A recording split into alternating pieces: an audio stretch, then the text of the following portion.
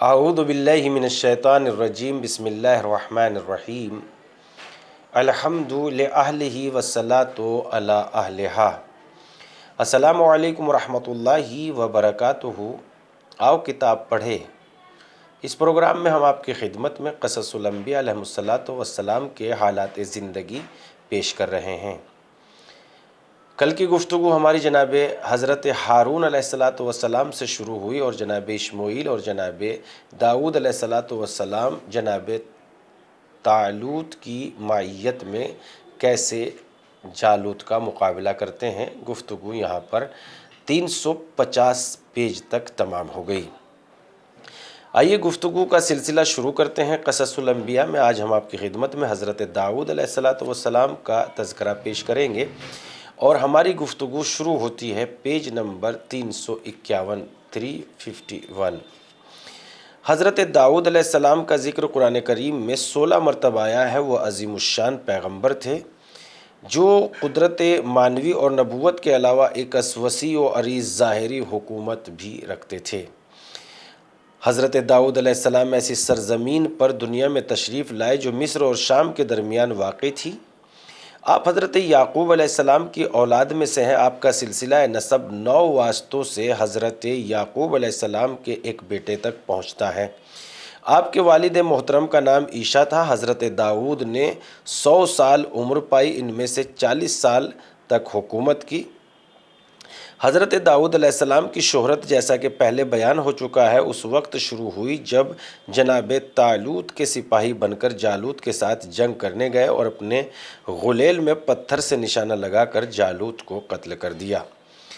جناب عیسیٰ کے 10 بیٹے تھے، ان میں سے سب سے چھوٹے حضرت داؤد علیہ السلام تھے۔ حضرت داؤد کی آواز بہت سریلی تھی۔ جب وہ خدا سے مناجات کرتے تھے تو اپنی آواز بلند کرتے تو پرندے اڑ اڑ کر ان کی طرف آنے لگتے اور جنگلی حیوانات اپنی گردنیں لمبی کر کے ان کی دل نشیں آواز سنتے تو ان کا قد چھوٹا، آنکھیں نیلی اور بال کم تھے۔ بنی اسرائیل کے درمیان اور شجاع و صاحب ایمان سپہ سالار طالوت کے نزدیک ان کی بہت خاص منزلت تھی۔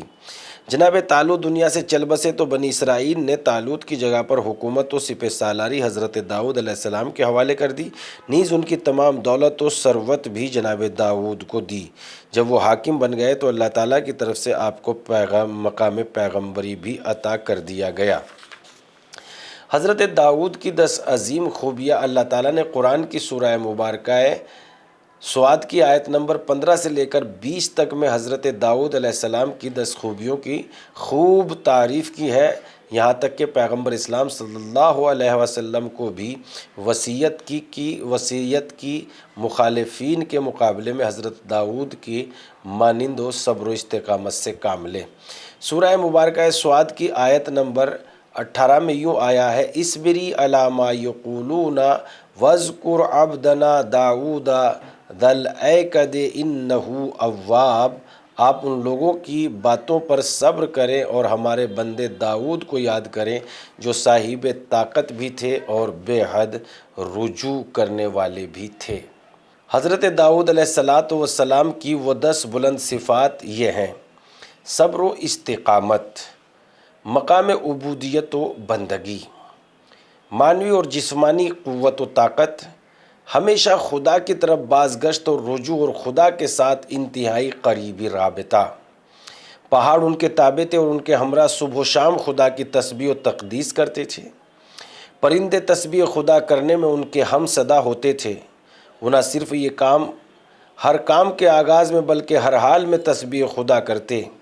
وہ ایک مقتدر اور مضبوط حکومت کے مالک تھے۔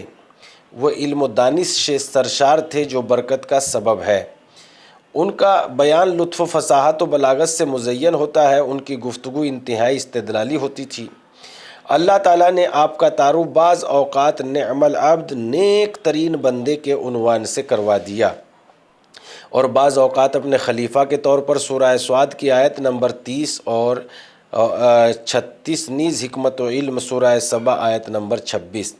بہت سی دوسری امتیازی خصوصیات کے طور پر ان کی پہچان کرائی گئی۔ سورہ نمل آیت نمبر 15 آپ کی آپ کے اخلاقی اور کردار کا بار بار تذکرہ کیا گیا۔ آپ کی بہترین خصوصیات سورہ اسراء آیت نمبر 55 اور سورہ نساء آیت نمبر 163 بیان کی گئی ہے۔ یہ کتاب 28 رمضان کی رات کو نازل ہوئی۔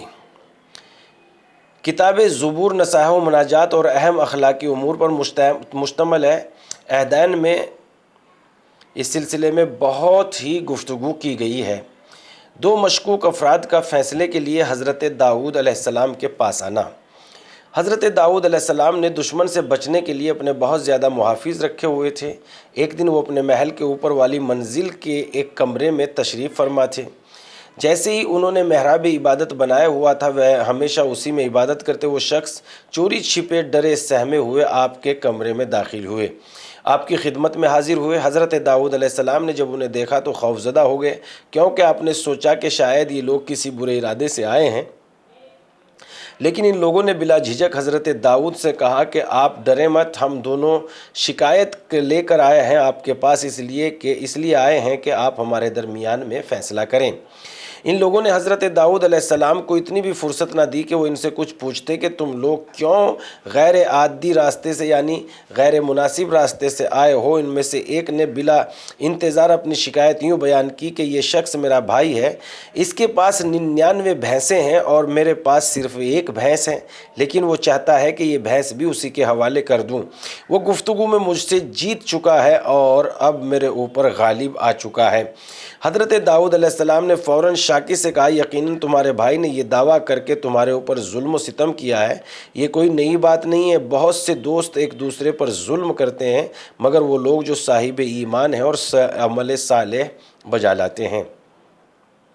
طرفین نے قانے کنندہ بات سنی اور واپس پلٹ گئے۔ حضرت داؤد علیہ السلام کا یہ فیصلہ بھی واقعے کے مطابق تھا، لیکن انہوں نے قضاوت کرنے میں جلدی کی، کیونکہ انہوں نے دوسرے فریق کی شکایت کو نہیں سنا اور بغیر سنے ہی فیصلہ دے دیا۔ اگرچہ ان کا فیصلہ حق پر مبنی تھا، مگر سننے کی ضرورت باقی تھی۔ وہ فوراً اپنی اس جلدی اور ترک اولا کی طرف متوجہ ہو گئے، توبہ و استغفار کی سجدے میں گر گئے، خدا کی طرف رجوع کیا۔ اللہ تعالیٰ نے اپنے خاص لطف و کرم سے انہیں معاف کر دیا۔ سورہ سعد آیت نمبر 21 سے 24۔ اس واقعے سے دنیا کے قاضیوں کو درس دیا کہ فیصلہ کرنے میں جلدی نہ کریں تاکہ کسی کا حق پامال نہ ہو۔ حضرت امام رضا علیہ السلام سے منقول ہے کہ آپ نے فرمایا، وہ دونوں شخص انسانی صورت میں دو فرشتے تھے جو حضرت داؤد علیہ السلام کے پاس اپنی شکایت لے کر آئے۔ یہ واقعہ اس لیے پیش آیا کہ ایک دن حضرت داؤد نے اپنے ذہن میں گمان کیا کہ خداوند عالم نے اس کے زمانے میں ان سے زیادہ کوئی صاحب علم پیدا نہیں کیا۔ یہ نفسانی حالت جو ایک قسم کا تکبر اور ترک اولا تھا، اس بات کا سبب بنی کہ اللہ تعالیٰ کی طرف سے دو فرشتے حضرت داؤد کے پاس آئے۔ جناب داؤد نے قضاوت کرنے میں جلدی کی، انہوں نے مدعی سے بینہ اور شاہد و عادل مانگے اور نہ ہی منکر سے کچھ پوچھا۔ بعد میں اپنے اشتباہ کی طرف متوجہ ہو گئے اور توبہ کی اور یہ بات بھی سمجھ گئے کہ ان سے عالم تر بھی اس دنیا میں موجود ہے۔ پس اس طرح انہیں اپنا اشتباہ کا علم ہوا اور انہوں نے اپنی اصلاح کی۔ حضرت داؤد کا بیوہ عورت سے شادی کرنا۔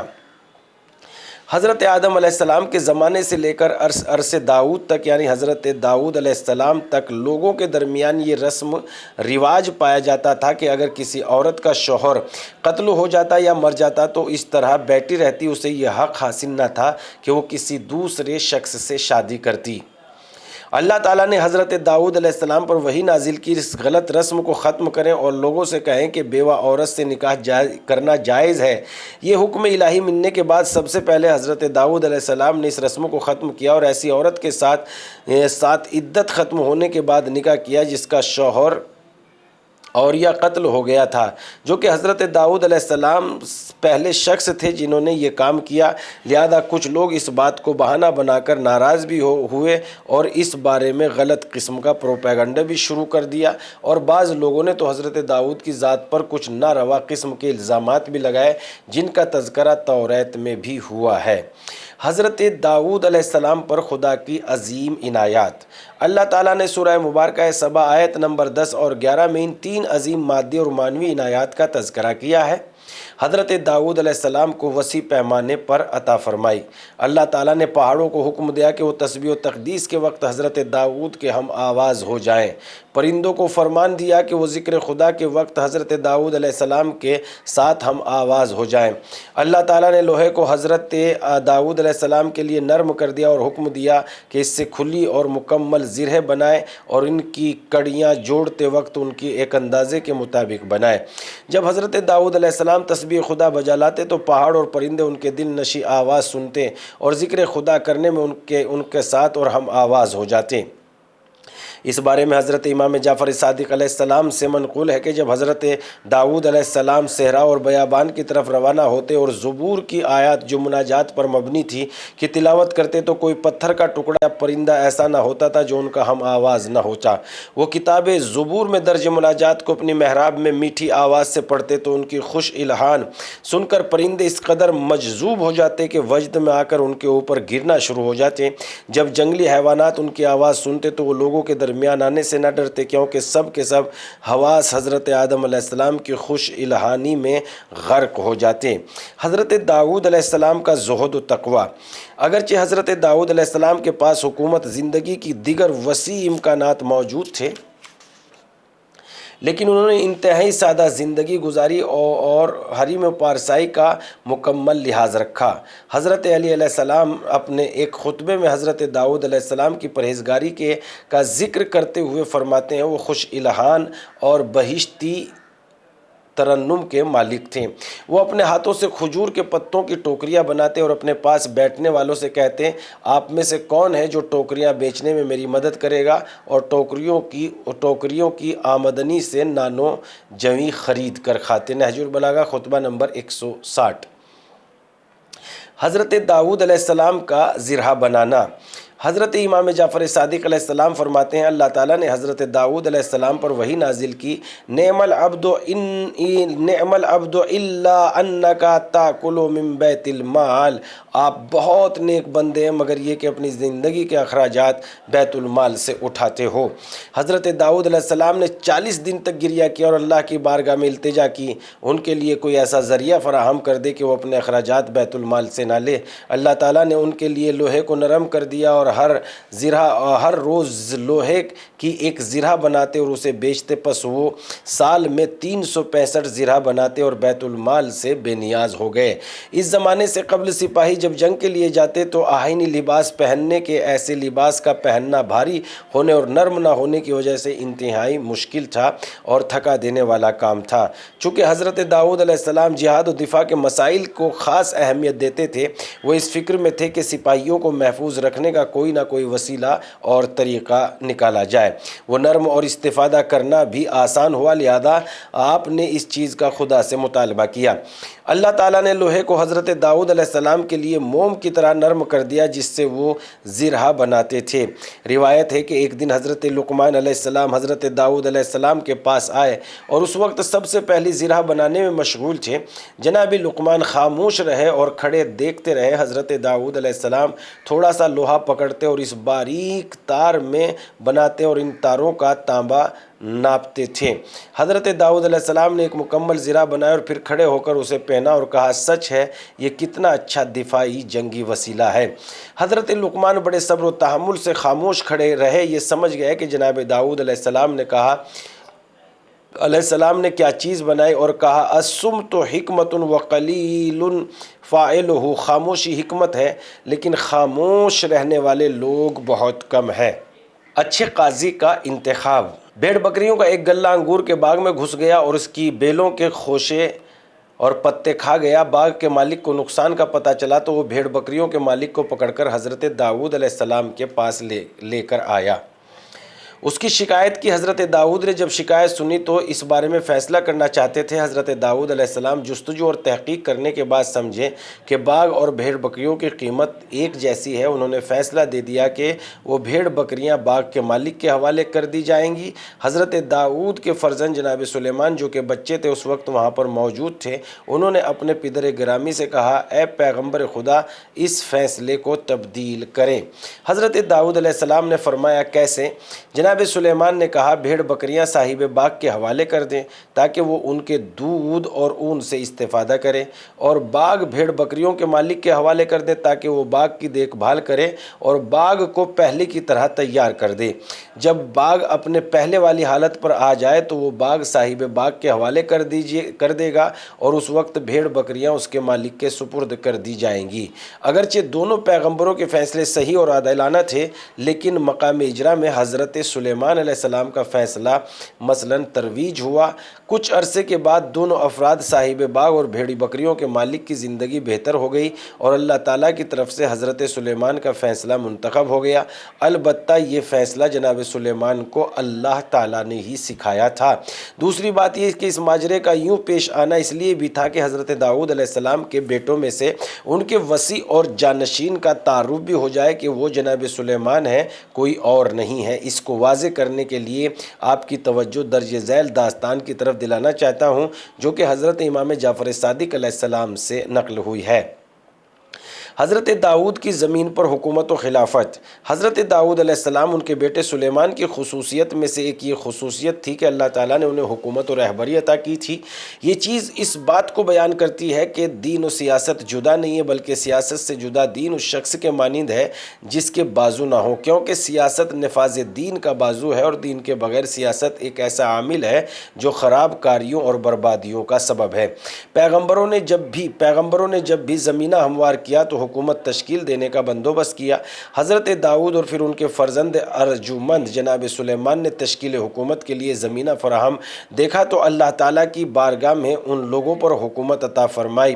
اس اساس و بنیاد پر اللہ کا فرمان ہے، بسم اللہ الرحمن الرحیم، یا داؤد انا جعلناک خلیفۃ فی الارض فاحکم بین الناس بالحق۔ اے داؤد ہم نے آپ کو زمین پر خلیفہ بنایا، پس لوگوں کے درمیان حق کے ساتھ فیصلہ کرنا۔ پھر اس کے بعد فرماتے ہیں وَشَدَدْنَا مَلَكَهُ وَآتَيْنَاهُ الْحِكْمَةَ وَفَصَلَ الْخِطَابَ، اور ہم نے ان کے لیے ملک کو مضبوط بنا دیا اور انہیں حکمت اور صحیح فیصلے کی قوت عطا کر دی۔ حضرت سلیمان علیہ السلام اپنے پدر بزرگوار کے بعد ان کی حکومت کے وارث ٹھہرے۔ سورہ نمل آیت نمبر 16۔ حضرت داؤد علیہ السلام کی خاطر ایک جوان کی طولانی عمر۔ ایک دن حضرت داؤد علیہ السلام گھر میں بیٹھے ہوئے تھے، آپ کے پاس ایک فقیر اور پریشان حال نوجوان بھی بیٹھا ہوا تھا۔ یہ جوان حضرت داؤد کے پاس بہت زیادہ آتا جاتا تھا، بہت خاموش طبیعت کا مالک تھا۔ ایک دن حضرت اسرائیل جناب داؤد علیہ السلام کے پاس آئے اور گہری نگاہ سے اس جوان کو دیکھ رہے تھے۔ جناب داؤد علیہ السلام نے حضرت اسرائیل سے پوچھا، اس جوان کو کیوں دیکھ رہے ہو؟ حضرت اسرائیل نے کہا، مجھے اس کا حکم ملا ہے کہ میں اس ہفتے کے آخر میں اس جوان کی روح قبض کروں۔ حضرت داؤد کے دل میں اس جوان کے لیے تڑپ پیدا ہوئی اور اس جوان سے کہا کہ تمہاری شادی ہو گئی ہے؟ جوان نے کہا، نہیں، ابھی تک میں نے شادی نہیں کی۔ حضرت داؤد نے اس جوان سے فرمایا، فلاں شخص جو بنی اسرائیل کا مشہور و معروف اور بزرگ فرد ہے، اس کے پاس جاؤ اور اس سے کہو کہ داؤد تمہیں حکم دے رہے ہیں کہ اپنی بیٹی کو میری زوجیت میں دے دو اور اس کے ساتھ شادی کرنے کے بعد رات کو اس کے پاس رہو۔ تمہاری زندگی بھر کے جتنے بھی اخراجات ہیں یہاں سے اٹھا کر لیتے جاؤ، البتہ 7 دن بعد دوبارہ میرے پاس آنا۔ حضرت داؤد علیہ السلام کا پیغام اس بات کا سبب بنا کہ اس معروف شخصیت کی بیٹی جو ان کی بیوی بنی، اس جوان نے حضرت داؤد کے حکم کے مطابق عمل کیا اور 7 دن کے بعد دوبارہ حضرت داؤد علیہ السلام کے پاس آئے۔ حضرت داؤد نے اس سے پوچھا، جوان تمہارے دن کیسے گزر رہے ہیں؟ جوان نے کہا، دن اتنے اچھے گزر رہے ہیں کہ پوری زندگی میں پہلے ایسے کبھی نہیں گزرے تھے۔ حضرت داؤد نے فرمایا، بیٹھ جاؤ۔ وہ بیٹھ گیا۔ وہ کافی دیر وہاں پر رہا، لیکن حضرت اسرائیل اس کے پاس نہ آئے۔ حضرت داؤد نے اس جوان سے کہا، اٹھو اور اپنی زوجہ کے پاس جاؤ اور 7 دن کے بعد دوبارہ میری خدمت میں آنا۔ وہ چلا گیا۔ 7 دن گزرنے کے بعد وہ حضرت داؤد کی خدمت میں حاضر ہوا۔ تیسری مرتبہ پھر حضرت داؤد نے وہی حکم دیا۔ 7 دن پھر 7 دن کے بعد حضرت داؤد علیہ السلام کی خدمت میں حاضر ہوا۔ اس دوران میں جناب اسرائیل تشریف لائے۔ حضرت داؤد جناب اسرائیل سے فرمایا، آپ کا تو ارادہ یہ تھا کہ آپ 7 دن کے بعد دوبارہ یہاں پر آئیں گے اور اس نوجوان کی روح قبض کر لیں گے، لیکن آپ نہیں آئے اور آج تیسرے ہفتے بعد آئے ہیں۔ حضرت اسرائیل نے کہا بسم اللہ الرحمن الرحیم یا داؤد ان اللہ تعالی رحمہ برحمتک لہو فآخر فی اجلہ ثلاثین سنہ۔ اے داؤد، اللہ تعالیٰ نے آپ کے رحم کرنے کی وجہ سے اس پر رحم کیا اور اس کی موت 30 سال تک مؤخر کر دی، یعنی اس کو اللہ نے 30 سال کی زندگی عنایت کر دی۔ بہت بڑی بات یہاں پر اس طریقے سے سامنے آتی ہے کہ اگر کوئی نیک بندہ کسی سے محبت کرتا ہے تو خداوند عالم اس کے محبوب کو بھی موت نہیں دیتا۔ تو ہم دیکھیں نیکیوں کی تبلیغ کریں، نیک بنیں اور سماج اور معاشرے میں نیکیاں قائم کریں گے تو انشاءاللہ تعالی ہمارے گھر آنگن نور سے مالا مال ہو جائیں گے اور بدبختیاں ہمارے گھروں سے چلی جائے گی اور چہروں پر نور رونقیں واپس آ جائیں گی۔ لہذا نیکیوں کے سبب آنگن میں، گھروں میں نور کی برسات ہوتی ہے، محبتوں کے سبب خاندان، قبیلے، گاؤں، قریے آباد ہوتے ہیں۔ لہذا آپسی دشمنی اور نفرتوں کو بالکل دفن کر دینا چاہیے اور ایک دوسرے کی مدد اور ہمدردی کرنا چاہیے۔ انشاءاللہ تعالی جناب داؤد علیہ السلام کے حالات پیج نمبر 351 سے شروع ہوئے تھے اور پیج نمبر 361 تک پہنچ گئے ہیں، لہذا وقت تمام ہو گیا ہے۔ ہم پھر آپ کی خدمت میں حاضر ہوں گے انشاءاللہ تعالی جناب داؤد علیہ السلام کے حالات زندگی کے ساتھ۔ والسلام علیکم ورحمۃ اللہ۔